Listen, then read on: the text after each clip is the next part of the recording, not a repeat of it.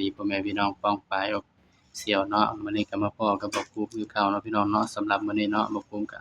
สิมาตามแนวทางเนาะหวยลาวทีวีพี่น้องเนาะของงวดวันที่2เมษายนเนาะพี่น้องเนาะมาเบิ่งนำกันเนาะพี่น้องงวด2เมษายนเนาะให้เด่น012สูตรนี้บ่มาเด้อพี่น้องเด้อสำหรับลาวทีวีเนาะต้องใช้สูตรของมันเนาะพี่น้องกดมันออกพี่น้องข้างบนออก557ข้างล่างออก08พี่น้องนี่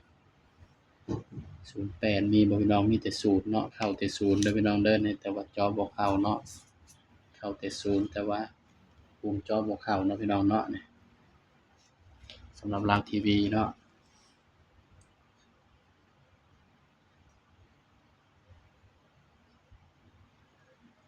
ก็ไปตามกันต่อเนาะพี่น้องเนาะบัดนี้ของงวดวันที่3เด้อพี่น้องเด้อบัดนี้สำหรับลาวทีวีเนาะ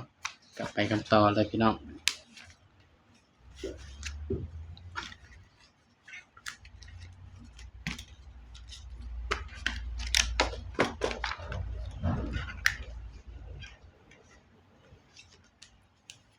ไปกันต่อเลยเนาะสำหรับลาวทีวีงวดวันที่3เนาะพี่น้องเนาะนี่3เมษายนเด้อพี่น้องเด้อ68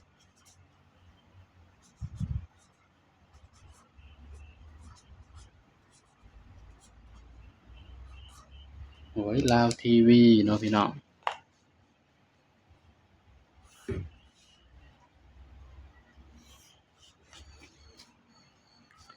นี่มาเบิ่งนำกันเนาะว่าสิได้เด่นตัวใดพี่น้อง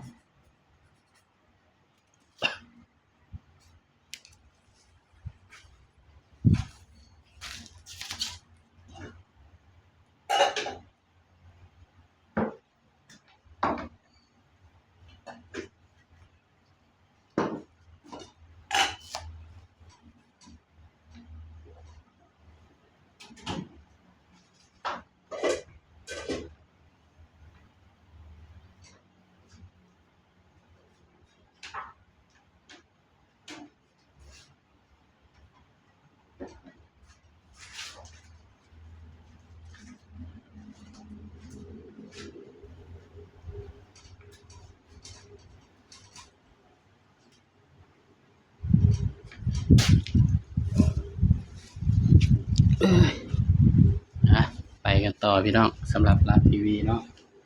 มาเบิ่งเนาะมันเลยสูตรโน้นตามเบิ่ง10 19 0 1 12 12กับ3มาก็ไปตามกันต่อเนาะพี่น้องเนาะสำหรับงวดวันที่3เด้อพี่น้องเด้อ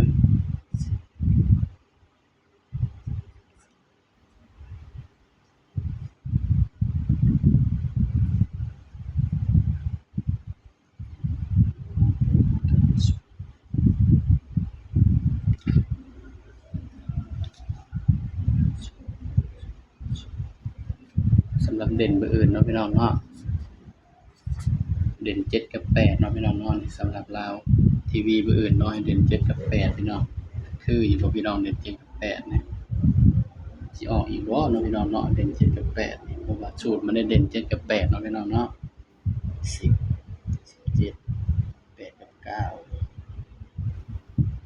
0 1กับ0 8 4 8 2 2กับ8 1 2ลอง2 0 2ได้2 1 2 3พี่น้องเอาให้เด่น7กับ8เนาะพี่น้องเนาะสำหรับลาวทีวีอื่นพี่น้องก็มาเบิ่งนำกันเนาะพี่น้องเนาะว่ามันสิมาบ่เนาะพี่น้องถ้าใช้สูตรนี้เนาะ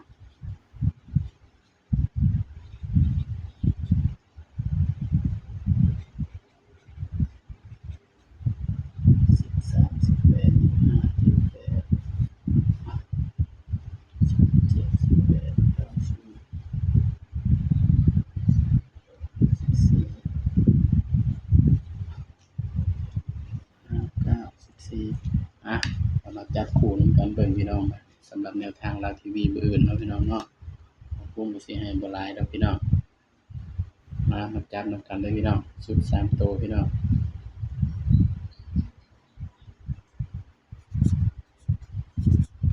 579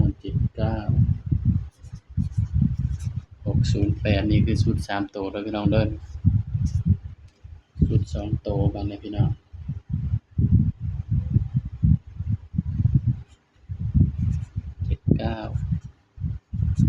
75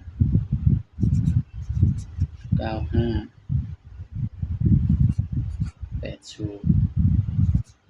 86 06กันไว้เนาะพี่น้องเนาะกันไว้ก็คือ05กับ96เนาะพี่น้องเนาะนี่คือตัวกันเด้อพี่น้องเด้อสำหรับเด่นเนาะอาจสิให้เด่นไปที่ เดี๋ยวเจาะให้เนาะที่บ่ภูมิมักก็มี79 95